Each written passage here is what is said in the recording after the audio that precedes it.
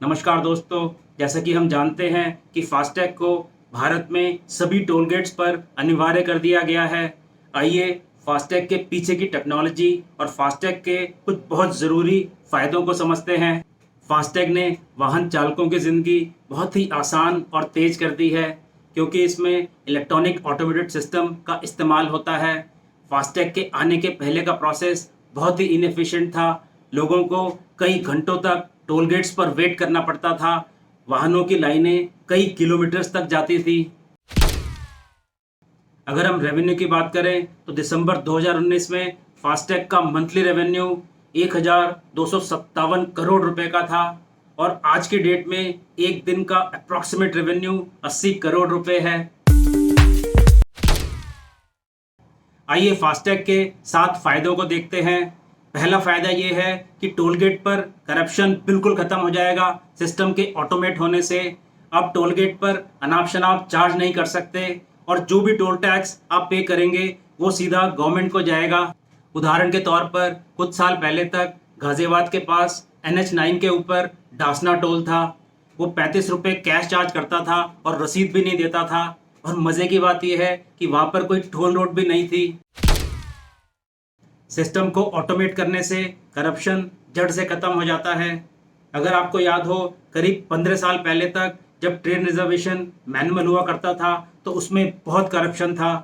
हर एक सीट को बुक करने के टीसी मनमाने पैसे लेता था, लेकिन रेलवे रिजर्वेशन के ऑटोमेट होने से करप्शन बिल्कुल खत्म हो गया। दूसरा और सबसे बड़ा फायदा ये है कि इससे समय की बहुत ज़्यादा बचत होगी। फास्टैग के आने के पहले मैनुअल प्रोसेस में बहुत ज़्यादा समय लगता था। NHAI national highway authority of India के हिसाब से अगर किसी को 3 मिनट से ज़्यादा टोल गेट पर वेट करना पड़ेगा तो टोल टैक्स देने की ज़रूरत नहीं है, और ये धीरे धीरे भारत में इम्प्लीमेंट भी हो रहा है। तीसरा फ़ायदा फास्टैग का ये है कि इससे पैसे की बचत होगी, क्योंकि टोल गेट पर इंतज़ार करते वक्त फालतू का ईंधन नहीं जलाना पड़ेगा। चौथा फायदा ये है कि गाड़ियों का पोल्यूशन भी बहुत कम होगा, क्योंकि गाड़ियों को टोल गेट पर बहुत देर तक इंतजार भी नहीं करना पड़ेगा। पांचवा फायदा ये है कि मैन पावर की आवश्यकता अब टोल गेट पर काफ़ी कम होगी, क्योंकि सिस्टम के ऑटोमेट होने से अब कम लोग ही इसको हैंडल कर सकेंगे।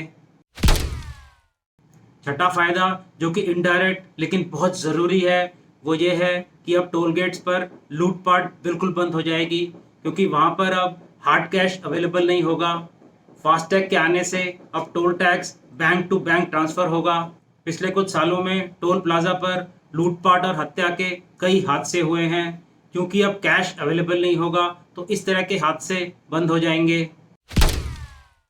सातवां फायदा ये है कि फास्टैग के होने से एग्जैक्ट चेंज अमाउंट अब हमें नहीं रखना पड़ेगा, जो कि एक बहुत बड़ी सहूलियत है। हमें कभी कभी एग्जैक्ट चेंज अमाउंट नहीं होने के कारण टोल गेट्स पर ज़्यादा पैसे भी देने पड़ते थे। आइए समझते हैं कि फास्टैग कितनी कैटेगरी और कितने कलर्स के होते हैं। फास्टैग 2 कैटेगरी और 7 कलर्स के होते हैं। 2 कैटेगरीज हैं, एम टाइप और N type. M type private vehicles के लिए होती है और इसका कलर वायलेट होता है। सभी प्राइवेट व्हीकल्स को वायलेट कलर का फास्टैग मिलता है। एन टाइप कमर्शियल कैटेगरी होती है और इसमें 6 टाइप ऑफ व्हीकल आते हैं और 6 कलर्स होते हैं। आइए समझते हैं एन टाइप, जो कि एक कमर्शियल कैटेगरी है, उसमें कौन से 6 टाइप के व्हीकल होते हैं और कौन से 6 कलर्स होते हैं। पहली टाइप ऑफ व्हीकल है कमर्शियल, जिसमें कि मिनी बस, ओला या उबर आते हैं और उसका कलर ऑरेंज होता है। दूसरा टाइप ऑफ व्हीकल है 2 एक्सेल के बस या ट्रक, जिसका कि कलर ग्रीन होता है। तीसरे टाइप ऑफ व्हीकल है 3 एक्सेल के बस या ट्रक, जिसका कि कलर येलो होता है। चौथे टाइप है 4, 5 या 6 एक्सेल के बस या ट्रक या बड़ी गाड़ियाँ, जिसका कि कलर पिंक होता है। पांचवें टाइप ऑफ व्हीकल है 7 एक्सेल या उससे भी ज़्यादा एक्सेल की बड़ी गाड़ियाँ, जिसका कि कलर स्काई ब्लू होता है। और छठी टाइप है मशीन, जैसे कि जेसीबी या रोड रोलर, जिसका कि कलर ब्लैक होता है। फास्टैग 2 व्हीलर, 3 व्हीलर और ट्रैक्टर्स पर एप्लीकेबल नहीं होता है। फास्टैग को यूपीआई जैसे कि पेटीएम या फिर बैंक अकाउंट से अटैच करना पड़ता है, जिससे कि आप टोल प्लाज़ा पर टोल टैक्स पे कर सकें। यूपीआई में मिनिमम रिचार्ज 100 रुपये का होता है और मैक्सिमम रिचार्ज 1 लाख रुपये का होता है। लेकिन अगर आपका फास्टैग बैंक अकाउंट से अटैच्ड है तो रिचार्ज की आवश्यकता नहीं है। फास्टैग में RFID radio frequency identification technology use होती है, जो कि मेट्रो कार्ड्स और ई पासपोर्ट्स में भी वर्ल्ड वाइड यूज़ होती है।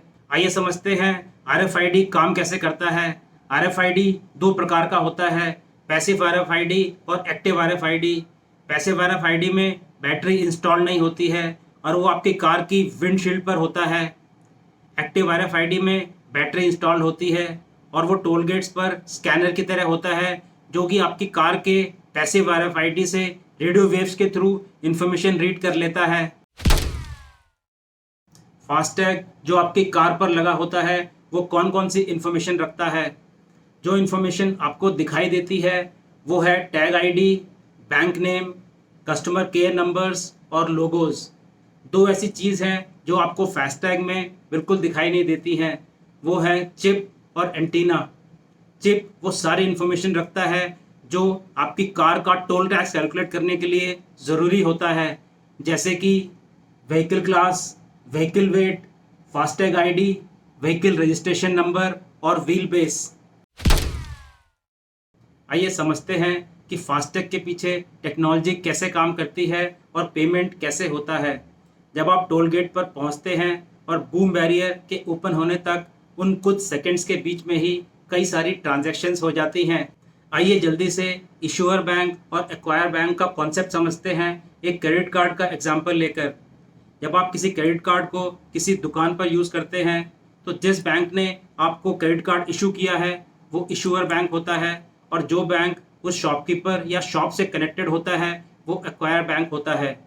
तो एक इशूअर बैंक कंज्यूमर या आपके बिहाफ पर ऐड करता है और एक्वायर बैंक मर्चेंट या शॉपकीपर के बिहाफ पर ऐड करता है। जब आप क्रेडिट कार्ड यूज़ कर कोई सामान खरीदते हैं दुकान से तो पैसे इशूअर बैंक से एक्वायर बैंक में ट्रांसफ़र हो जाते हैं। कुछ इसी तरह का कॉन्सेप्ट फास्टैग में भी इस्तेमाल होता है।